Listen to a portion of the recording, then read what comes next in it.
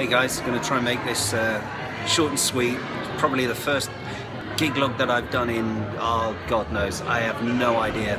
But a few things have changed in the past, well definitely over the past year, but almost certainly over the past week. And one of those things was that I was getting really frustrated with working with a laptop because the program that I was using was becoming less and less reliable, and so we've completely changed the whole system. And although I've always concentrated on trying to make things smaller, I've ended up getting bigger. Not really quite sure, so it defeats my object. However, I do feel that this may actually become a far more reliable system, and that over years with firmware updates, so I am using some form of computer, that things will change. So I've decided I'm going to Rekordbox, and this is a huge step for me because I am not a huge fan of Pioneer, yet I do feel that they have stepped up to the mark, they have followed the trend, and I do believe that Pioneer will continue to be still the industry standard for years to come. One thing you might have noticed with this is I've got 3 players set in here, which means that I can move music from any of these sets into one of these. However, when we step back from the computer, you might notice there is nothing here. There's no wires. But what I do have up here is a wireless link.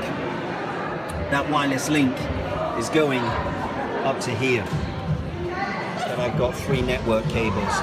It means to say I'm sending the information from the computer to this router, which is then being diverted onto any of these 3 players. I can grab my music from the computer from these players.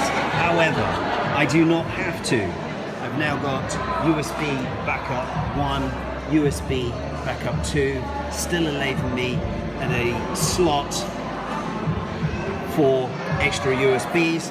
From this CD here, I can play on this CD and any of the others. It means to say I have complete connection throughout the whole system, and the chances of 3 of these players breaking in one night is probably extremely remote. So we will see whether this system is as reliable as what I'm hoping it to be. It's a huge step, and one thing that I feel absolutely paramount with working in an event industry is we have one chance. We have one chance to get this right. We can't go back and do it next week. And although we can talk about pressure being on with 10,000 people or whatever it is, when it comes down to weddings, this is such a special day, and it's something that nobody should take lightly. And I can't do an event if I've got music stuttering, signals dropping out, and computers completely crashing on me because the software has decided that it's going to crash the computer. And I do hope that at the end of the night you will still see this smiley face and everything ran according to plan. So I thought I'd run you through my setup for today. It's nothing spectacular, but it's also nothing particularly small either. Okay. So here we have it, our location. We've got no floor spots down at the bottom, which would be quite nice to do. However, beyond the stage, there are no plugs.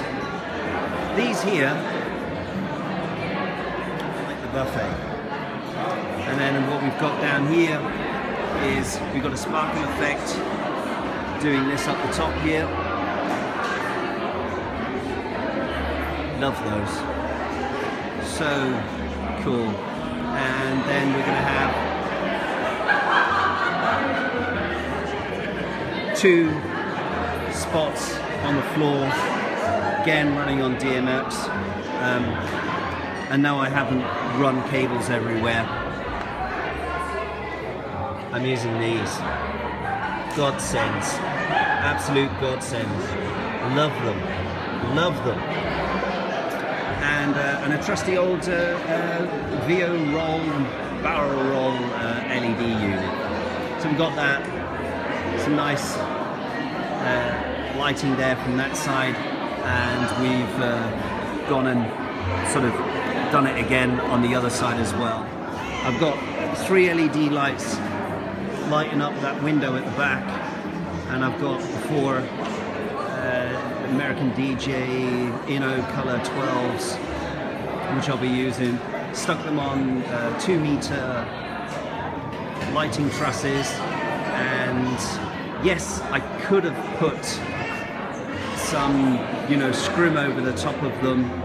However, I didn't. And what I did do is just put a little bit of, you know, cloth material down the bottom of there just to hide up those cables. And we've just got 2 cables running up the trussing and running back down again. Okay, here's something that maybe you guys can help me out with. So I've got this track, and when I push this, it loads and starts playing straight away, which is not ultimately what I wanted to happen. I just wanted the load in queue. So I'm sure there's a software thing, it's a setting, and then that can be done. But I have no idea how to do it right now. So if anyone wants to leave a comment on how to do that, load and actually queue from the very beginning, let me know. I'd appreciate it. Cheers. Okay, so while we've got a little bit of time here, I just want to show you something which I find is a bit confusing for me. So I basically thought that in the iTunes list here, that this would automatically be corresponded straight to the CDJs, but it isn't. It means to say you have to take all of these individually and push them into the playlist from what I can see so far, and you can't even like shift and you know, like select more. So if I click like shift down here and then click this one here, you know, it doesn't work. So I can't like take a whole list and then shove them into the playlist and it works. So what I've done is I created a folder here with all music, and then I push that there into the playlist that I have there. What I need to do is now go to record box, now click on browse, and back type on this till it's all gone, and then you can start selecting your tracks. Then it's in there, and then it's loaded, and then of course then you can play. First night, and I'm happy. I'm happy because I didn't have any errors,